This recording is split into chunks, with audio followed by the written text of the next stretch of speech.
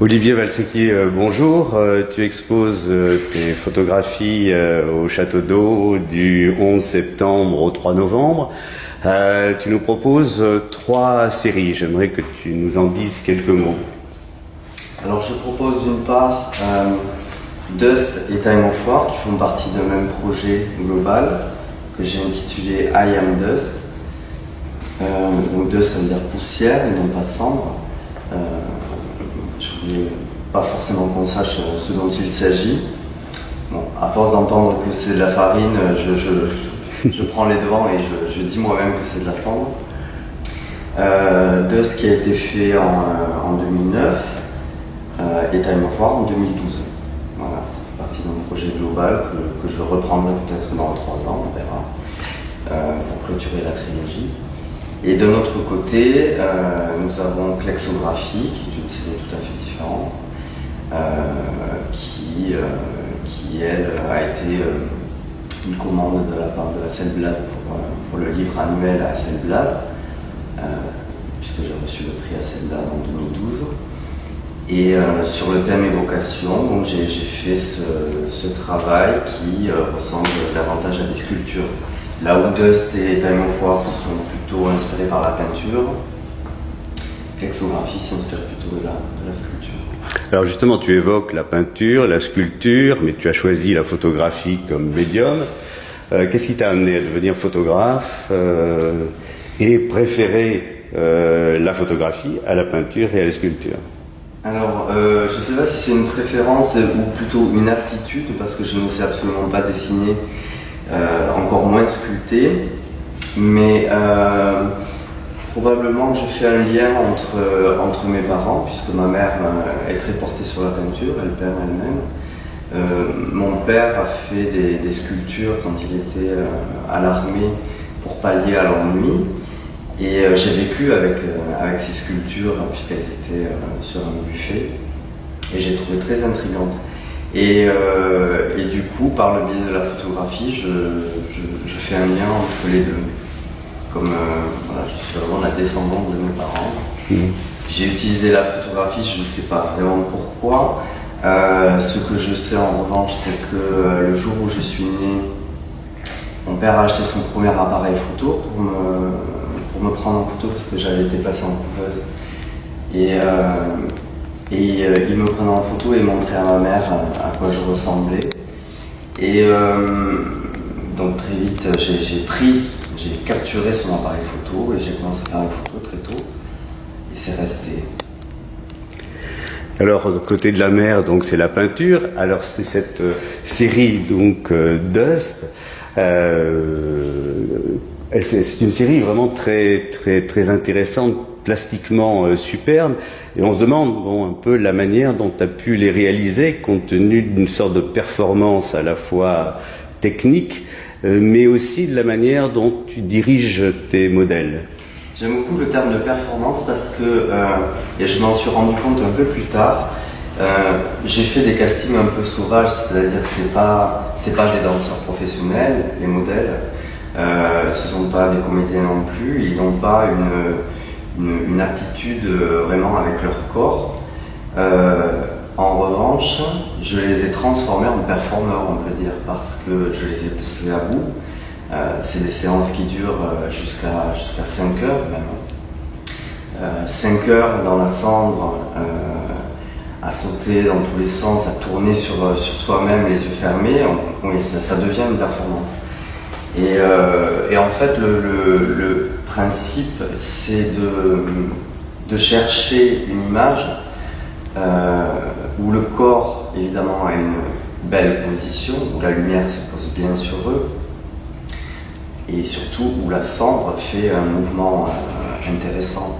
Parce que autant je peux contrôler le corps à force de le diriger, je prends leur place et je leur montre vraiment ce que je veux, ce que je cherche, autant je ne peux pas contrôler la cendre.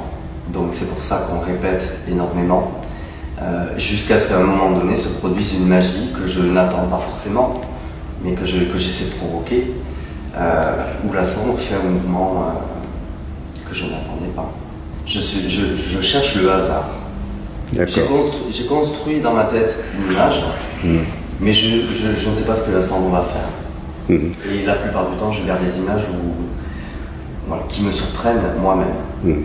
Donc il doit y avoir un gros déchet dans la mesure où il y a cette part d'aléatoire avec lequel tu joues, même si tu es dans une maîtrise vraiment parfaite sur le plan donc de la direction, dire des acteurs. Et ça se sent peut-être encore plus dans ta deuxième série, dont tu peux peut-être nous parler, que tu as réalisé dans le contexte donc de ce prix que tu as obtenu, le prix Hasselblad. C'est-à-dire que je cherche les complications, on va dire. Je suis quelqu'un qui s'ennuie très vite, c'est vrai, et j'ai besoin de challenges assez gros. Pour parler de klexographie, le concept, parce que j'aime bien quand même l'idée de concept, c'est là où j'estime faire un pont entre l'art contemporain et la mode, c'est que je cherche l'idée de concept. Là, c'était de faire du photomontage, sans montage. Et donc de construire, de mettre côte à côte tous ces corps et d'en sortir une sculpture de chair, on va dire. Oui, il faut insister sur le fait que tu ne travailles pas en post-production, il n'y a pas de Photoshop. C'est vrai. Ça m'intéresse pas trop. J'y viendrai peut-être. Je fais pas un rejet. Ce qui m'intéresse, c'est de travailler avec les modèles. En fait, on partage tellement plus que si j'étais face à mon ordinateur pendant des heures. Puis ça n'a aucun intérêt de faire ça sur Photoshop. Le vrai défi, c'est de savoir ce qu'on peut faire en vrai, c'est-à-dire prendre des éléments de la réalité, des corps, de la cendre, ce sont des éléments réels, et de construire une réalité parallèle, c'est-à-dire quelque chose qui n'existe pas vraiment dans la réalité. Je construis mon monde parallèle. Et pour revenir à la question du... Alors, klexographie d'abord. Tu peux nous expliquer quel est le sens de ce mot? Klexographie, c'est un terme que j'ai trouvé en faisant des recherches sur les tests de Rorschach. Klexo, ça veut dire encre, je crois, graphie, écriture. C'est un terme allemand qui décrit le jeu d'enfant qui consiste à poser une goutte d'encre sur un papier, on le plie, on le déplie, l'encre a bavé, s'est répandue et fait une forme, généralement un oiseau, une chauve-souris. Et donc le psychiatre Hermann Rorschach s'est basé sur cette technique pour construire ces planches, ce qu'il a appelé des planches. Et donc il s'en servait pour analyser ses patients. Très souvent c'était pour distinguer chez eux s'ils avaient des caractéristiques de schizophrénie ou de démence. Et ça m'a intéressé parce que je suis intéressé par la schizophrénie, d'une part, et que j'étais dans une certaine dualité avec moi-même au moment où j'ai fait cette série. Donc je m'interroge aussi moi-même sur les monstres intérieurs, etc.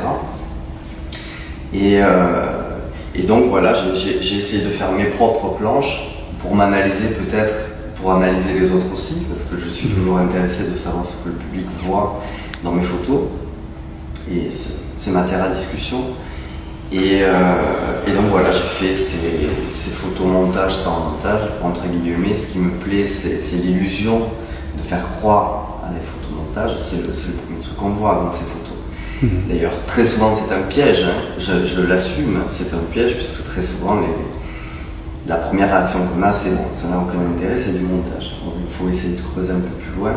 Je ne suis pas quelqu'un qui fait du montage, il faut connaître un petit peu mon travail aussi pour s'en rendre compte. Et donc voilà, il faut creuser un petit peu, et à partir du moment où on sait que c'est des performances, bon, ça prend une autre dimension. Mais cette performance à la fois photographique, mais aussi performance de ces modèles qui te servent à produire ces figures parfaitement symétriques, parfaitement maîtrisées. Quel est ton rapport au modèle? Et puis quel type de modèle? Est-ce que ce sont des danseurs, D'abord, c'est une illusion de symétrie, il faut bien être d'accord. En fait, c'est pas parfaitement symétrique, c'est impossible. Mais c'est comme notre propre visage, il n'est pas parfaitement symétrique, c'est une illusion. Donc le challenge, c'était d'arriver à un point où l'illusion de symétrie fonctionne, même si elle est imparfaite. Et donc effectivement, j'ai travaillé avec des modèles très motivés, je dois dire. Bon, j'ai fait un casting de 50 personnes, et puis à mesure des séances, parce qu'on en a fait énormément, plus de 30 séances, il y a eu les fidèles, quoi, ceux qui ont été vraiment intéressés par l'expérience et qui sont revenus des dizaines de fois. Et à la fin, on a constitué un groupe solide de 20 personnes qui étaient prêts effectivement à tenir pendant 3 heures la même position, sur un pied, les bras en arrière, en équilibre. Bon, très compliqué pour eux. Moi j'ai pris leur place à un moment donné, j'ai tenu 5 minutes. Donc c'est pour dire la tolérance à l'effort aussi. Et comment dire, c'était très intéressant pour eux, c'était une belle expérience aussi pour eux, parce que ça nous a tous poussés plus loin. Et on a parfois improvisé des figures que je n'avais pas prévues. Donc c'était un vrai travail de groupe. Je ne sais pas si j'ai vraiment répondu. Ah ben tout à fait.